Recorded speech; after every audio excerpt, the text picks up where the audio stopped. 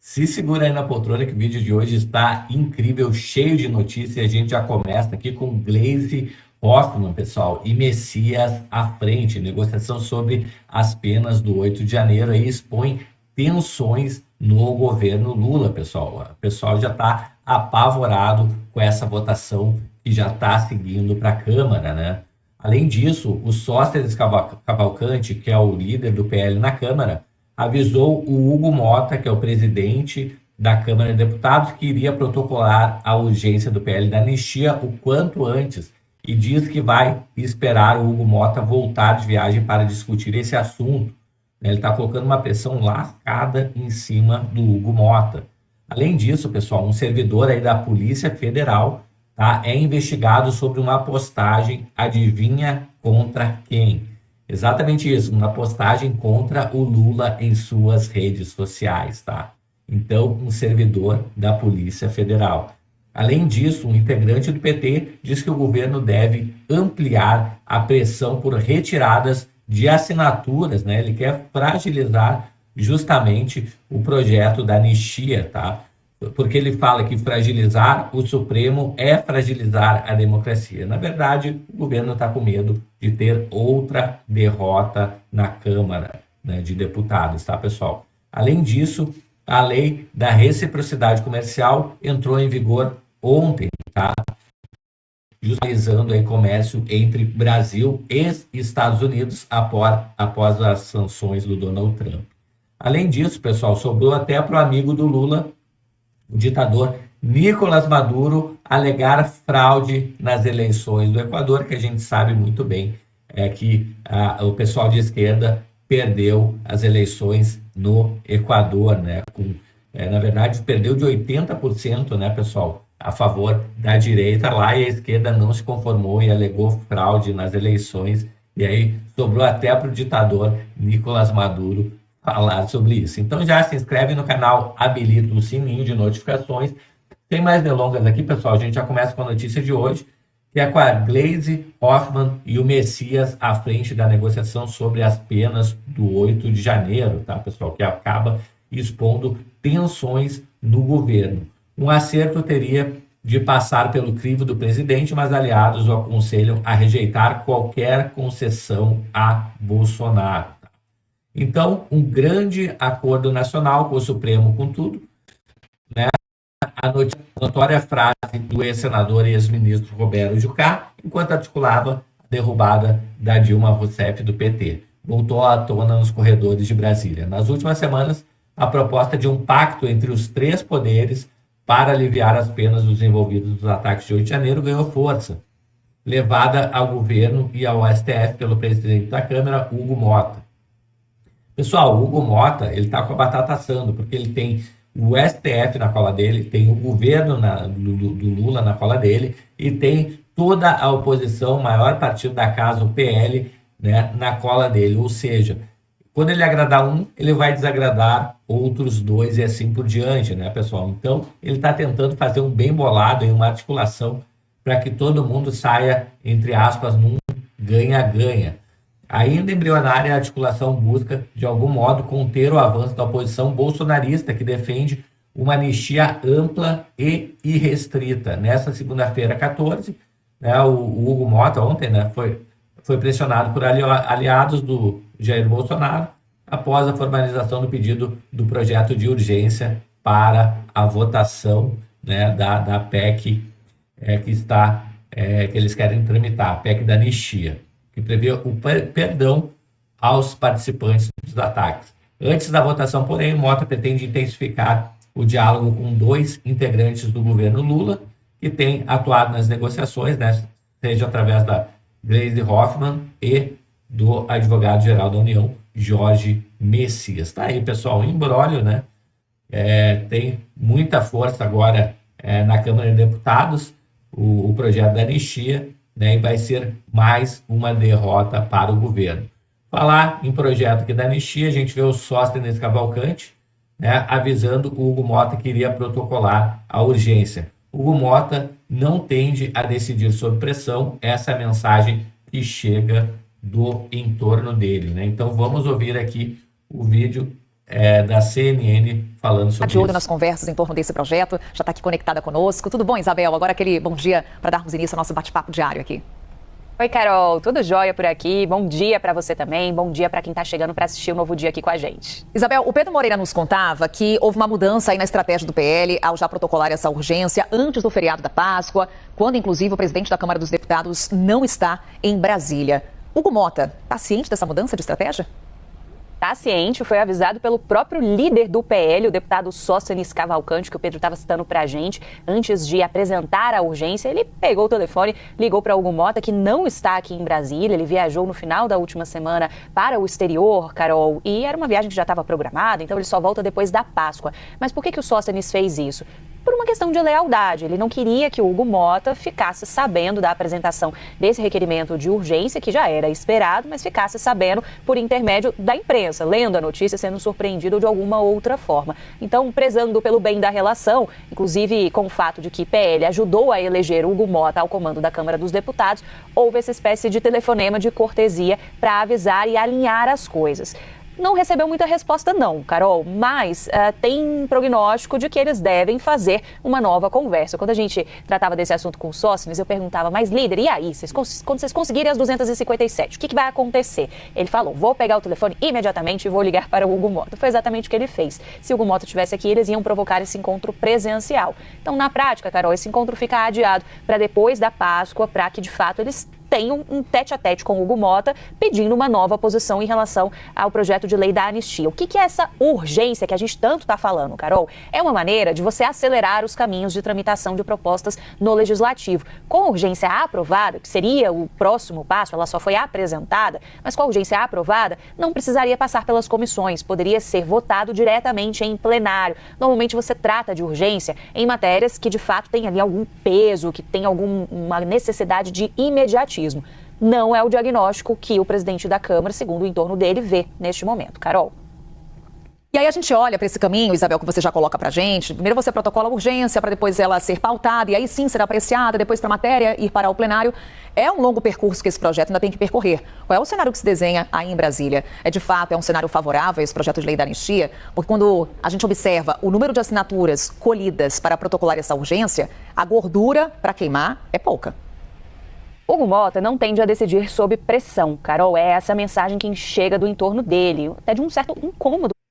Tá aí, pessoal. Então, vamos ver aí o Hugo Mota de férias na Disney, né? Vamos ver quando ele voltar, como é que vai ser, que a pressão está muito forte em cima dele, né, pessoal? Então, vamos ver aí o que vai acontecer nessa volta do Hugo Mota, tá?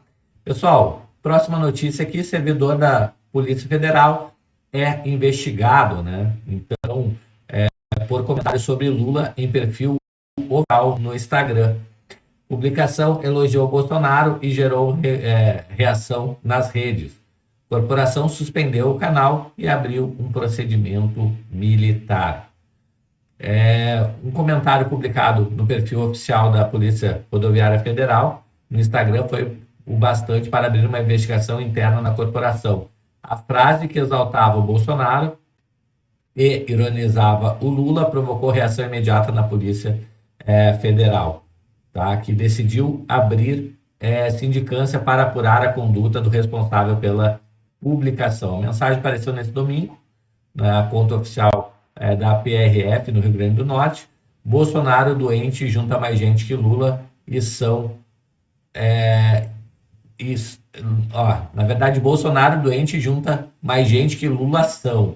E inaugurando obra, dizia o post. A frase escrita com erros de português e acompanhada de emojis de riso foi publicada 2 dias depois da visita de Bolsonaro ao Estado. Tá aí, pessoal, né, do perfil oficial da Polícia Federal aqui, de onde é que é aqui? Do Rio Grande do Norte, tá? Bolsonaro doente junta mais gente que Lula, estão inaugurando a obra. Olha isso. Então, abriu um processo disciplinar aqui para verificar essa situação. Próxima notícia aqui, pessoal. Blogueirinha da Globo aqui, a Daniela, né? falando aqui que após Gleisi acenar para a discussão da anistia e se explicar depois, o integrante do PT diz que o governo deve ampliar pressão por retirada de assinaturas. A ministra Vamos das Relações Institucionais, Gleisi Hoffmann, tem adotado um perfil muito pacificador, um perfil de construção, de buscar consenso, de acenar para o centrão, só que ela escorregou no final da semana passada ao falar sobre esse assunto. Andréa Sadi registrou no blog dela, tá tudo lá bonitinho, foi na sexta-feira, salvo engano. A ministra foi falar, quis fazer um aceno, só que ficou muito ruim, porque soou como algo que enfraquecia, que deixava o Supremo sozinho num corner, como se o governo Lula tivesse alguma disposição de debater, de negociar a anistia. E aí eu fui falar hoje com petistas, é unânime a leitura de que houve um erro brutal e que é preciso corrigir. Então é por isso que o governo agora vai se colocar ali para ampliar a pressão para tirar os apoios que tem da base do governo, de partidos que estão na base do governo, tirar assinaturas, 4, 5 daqui, 4, 5 de lá, 4, 5 daqui, 4, 5 de lá, para dar uma distensionada. Agora, de novo, né, isso é uma reação a um erro de comunicação que aconteceu. Eu trago aqui para vocês o que me disse um integrante do PT de altíssimo estamento a respeito desse assunto especificamente, né? Olha, eles têm as assinaturas nesse momento, agora a base tem que trabalhar para retirar. O governo tem que fazer a base retirar as assinaturas. Enfraquecer o Supremo hoje é enfraquecer a democracia. Não se pode deixar o Supremo num corner. É preciso lembrar, inclusive, ao parlamento que pelo menos 80 inquéritos já existem para tratar pelo menos só de orçamento secreto. Então, há uma disposição nesse momento de corrigir o rumo do aceno que foi demais, né, mostrando o trabalho. Então, vem uma pressão forte aí para poder fazer isso. Vai ser a única frente? Não. Trago uma segunda frente para vocês. As conversas estão acontecendo. Hugo Mota, Davi Alcolumbre e o parceirinho maior do Davi Alcolumbre, com quem ele joga junto. Eu estou falando aqui parceirinho porque eles são amigos pessoais mesmo. É o ex-presidente do Senado, Rodrigo Pacheco. Rodrigo Pacheco foi o personagem que, quando o Supremo estava efetivamente no corner durante o governo Bolsonaro e a Câmara de Arthur Lira flertava na ofensiva ao Supremo Tribunal Federal, este homem segurou a onda. Primeiro, porque é jurista. Segundo, porque o grande sonho da vida dele, dizem, é um dia ocupar uma cadeira no Supremo Tribunal Federal. Ele não deixou o Supremo sozinho. E agora participa dessa articulação, dessas conversas. Quando o Pedro fala ali em dosimetria, não é exatamente reformar decisões do Supremo. Isso não vai ser feito pelo Congresso. Tem uma proposta que está sendo escrita por ele, como eu disse, é jurista, foi presidente da Comissão de Constituição e Justiça no primeiro mandato dele de deputado. Uma proposta sendo construída para reformar um artigo da lei aprovada pelo Congresso que estabeleceu as penas para golpe de Estado. Nas conversas, o Supremo tem dito o seguinte, isso inclusive foi verbalizado publicamente pelo ministro Flávio Dino. O ministro Flávio Dino disse, olha, a pena é estabelecida pela lei. E a lei quem faz é o Congresso. Aí, pessoal, então, tentando achar um meio termo aí, né?